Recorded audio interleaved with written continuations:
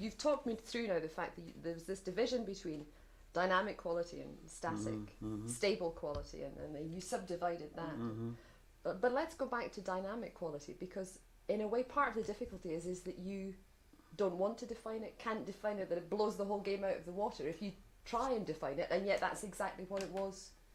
You got it right. That's perfect. Yeah. This is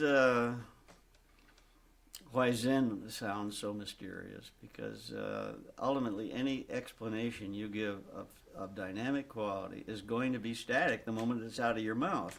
So all you get is static quality, static quality, static quality. And the person says, well, now what do you mean by dynamic quality? And you give another explanation. It's still static quality. It goes on and on. The ancient Vedic description of dynamic quality, although they didn't call it that, was not this, not that. That's all they would say. Not this, not that. And they say if you want to see dynamic quality, you're not going to get it in words. Words are an intellectual static pattern, and they can't do it. If you want to see dynamic quality, if you're a poet and you want the dynamic quality of the bamboos, they would say, go out all night and sit among the bamboos until you are one, and then write who you are, and you will have dynamic quality as applies to that particular poetic exercise. A more formal thing is the sesshin, a sitting thing. It's been practiced for many centuries. It's the McDonald's of enlightenment, so to speak. You just go in the door and sit, and gradually the problems that you've had disappear, and after a year, 2 or 3 or 4 years, suddenly, maybe never, but sometimes the problems just vanish, and suddenly you'll be looking at a piece of wallpaper in front of you, and the wallpaper will go a little crazy maybe, and suddenly turn into something else. And all of a sudden, the description of what happens is mind and body thrown away. Whatever you thought you were, whatever you thought there was, it's gone.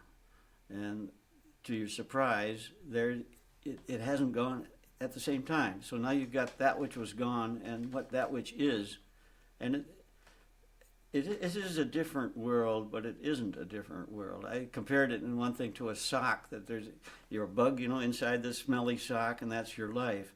And then suddenly something pulls the sock inside out, and actually your relationship to the sock is exactly the way it was before, except suddenly everything is beautiful and clear and open and free.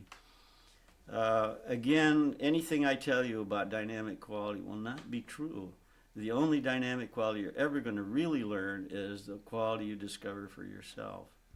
And this was the Buddha's first message. He says, see for yourself. Don't take anybody's word for it, which is very different from any Western religion where they say, oh no, you've got to take our word for it. See, there is no faith in Buddhism that I know of.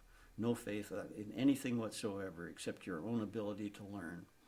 And you have to have that. And in the Orient, people spend their whole lives learning, and then when they have learned, they say, well, this was so much fun learning, I think I'll just stay here. And so they stay monks in monasteries for many years.